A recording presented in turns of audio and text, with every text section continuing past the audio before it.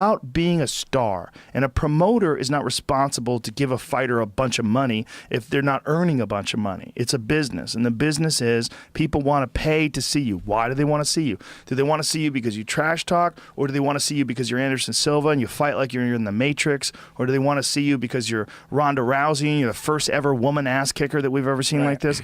Well, whatever reason it is that they want to see you, that reason is why you can make a shit ton of money. It's not that you just deserve a shit ton of money because it's hard to do. Right. And that's where, but a lot of people get that wrong in their head. They get that wrong in their head. Well, it's show business, but it's also athletics.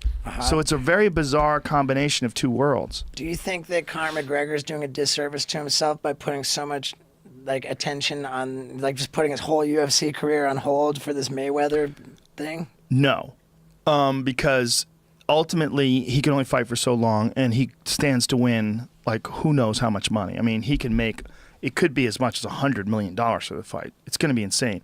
Asking a guy to pass up on the opportunity to make $100 million is kind of crazy.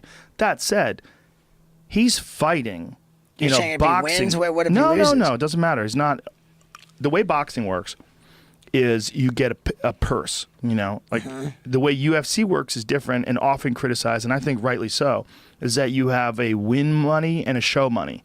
So say if you were going to fight Jamie and they set it up where you fight, you make $50,000 to show and then another 50 if you win. A lot of people have a real hard time with that. And I think they should, because you're doing your best. You're giving your best performance, regardless of whether or not you win. No one's going to fight harder, I don't think, at least, to get that win bonus. These guys are trying to win. They're fucking gladiators. I mean, I think you should have a purse, and that should be what you get paid, and you fight your best. And that's what you get paid. Like this idea that that's double is gonna, you're gonna come your way if you get the judge's nod. Meanwhile, the judges get shit wrong all the time. And to have your future, like have $50,000 or $100,000 or who knows what the number is, on the line due to someone else's interpretation of it, or you can get injured and wind up losing, or anything can happen. Like I think that's kind of fucked up. The thing about the Conor McGregor Floyd Mayweather fight, if it's tennis, you get the money if you win. Yeah, but that's different. First of all, it's not a fight, okay? Because like you can play a tennis match every weekend. Try fighting every weekend. You'd be dead in a month. Like here it is. U.S. president, they agreed to sign a deal with Floyd Mayweather. That doesn't mean anything because Floyd Mayweather hasn't agreed to it. The deal hasn't been negotiated. Conor has agreed.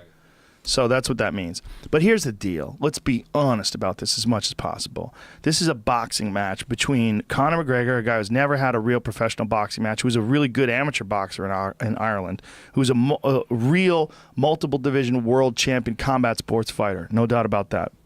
And a striker, no doubt about that. But he's fighting one of the best boxers, if not the best boxer ever. Most likely, this is not going to work out well for him, if you had to guess.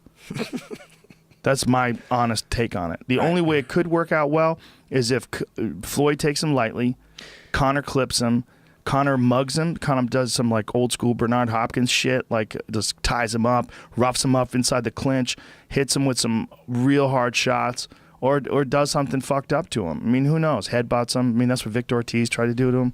I guess you can also say that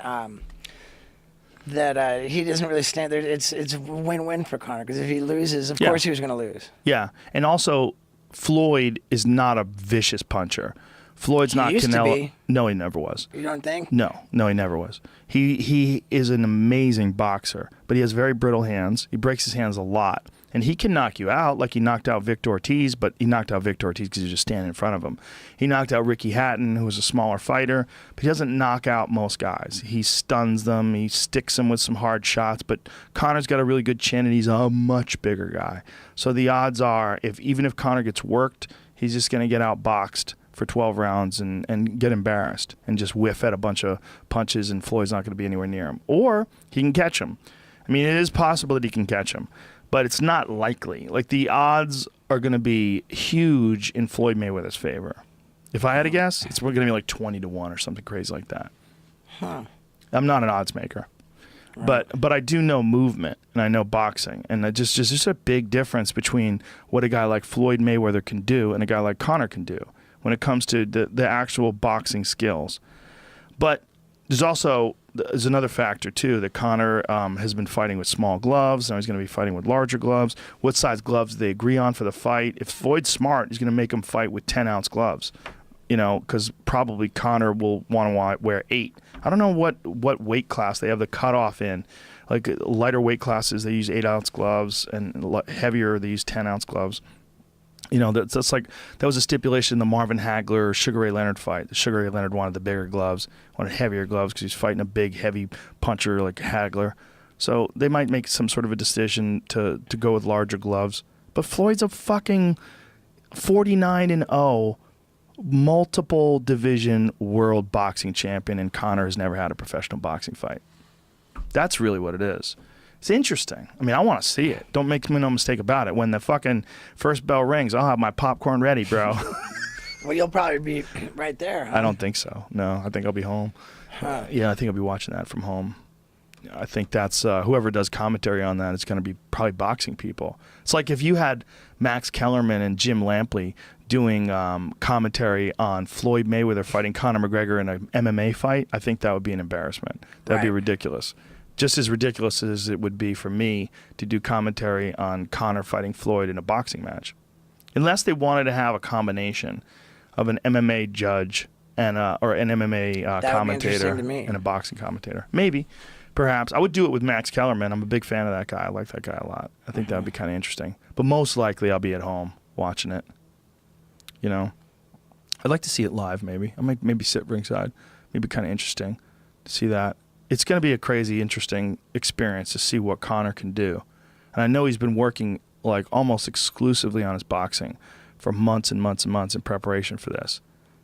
Here's the thing. That motherfucker can put you into orbit with one punch. That's a fact. You know, like if you look at this past weekend, it's a perfect example when I said about Eddie Alvarez and Dustin Poirier having this crazy war. Conor murked both of those guys with one punch. With Eddie, he softened him up with a few punches before he murked him, but he had him on Queer Street with one punch, and he murked Dustin Poirier with one punch. I mean, he hits fucking hard. This guy, Faraz Zahabi, he's a very famous MMA coach, and he said it best. He said, Conor has the touch of death. Like he just blaps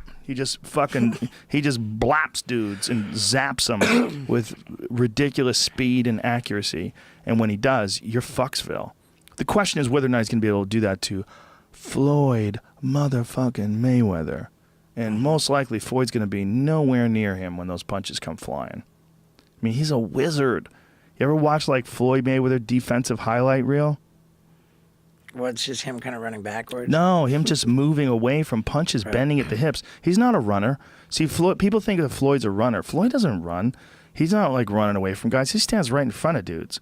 He stands right in front of dudes and maybe backs up slightly or moves to the side.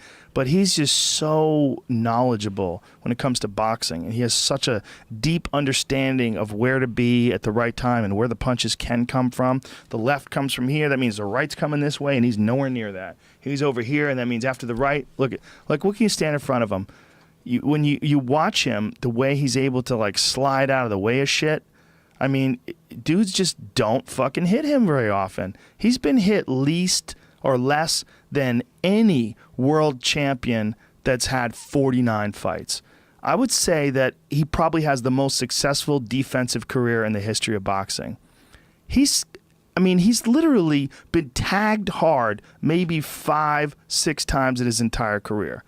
And he stands in front of some of the best fighters in the world, like Canelo Alvarez. I mean, Canelo was younger then. It was a few years ago, and Canelo wasn't as good as he is now.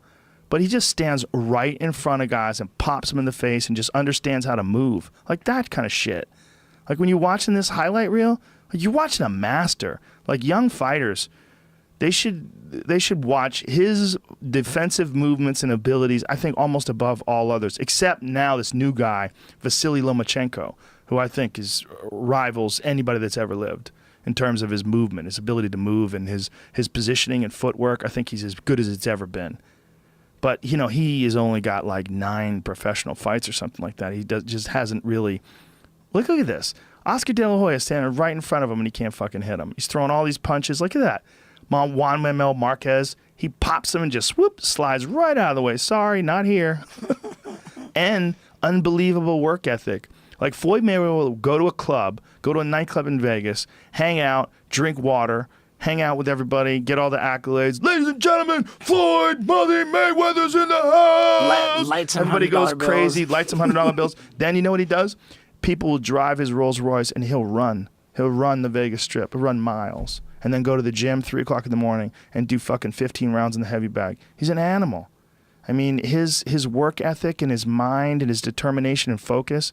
And I guarantee you, man, if he's getting ready for Floyd Mayweather, is getting ready for Conor McGregor, he's gonna be in tip-top shape again, man. He's never gonna like come in slipping. It's gonna be fun. But why has he got to be so? Such a dick? Yeah. Because that's how he made all that money. It's because we were talking about before, like The show business. is the show business aspect of it is having people like he used to be Pretty Boy Floyd Mayweather. That's what they used to call him, but he wasn't really making any money. You know, he became rich when he became Floyd Money Mayweather, when he started talking all this shit, and then people wanted him to get his ass kicked, and he wasn't getting his ass kicked. Like, people are paying to see him, not necessarily because they like him. They're Right. paying to see him because they want to see him get fucked up because he's a huge star. And he became a huge star by fucking with people, talking a lot of shit, talking about how great he is, showing all of his watches and all of his jewelry, and all. He's got this crazy house in Vegas, and you know, I mean, it's really the controversy, like domestic violence. Dude went to jail for beating up girls. You know, like there's a lot of controversy involved in him, and that's one of the reasons why people wanted to see him fight. They wanted to see him lose, and he didn't lose. He went all the way to the bank. I mean, he tied Rocky Marciano's record for having the most successful fights ever, 49-0.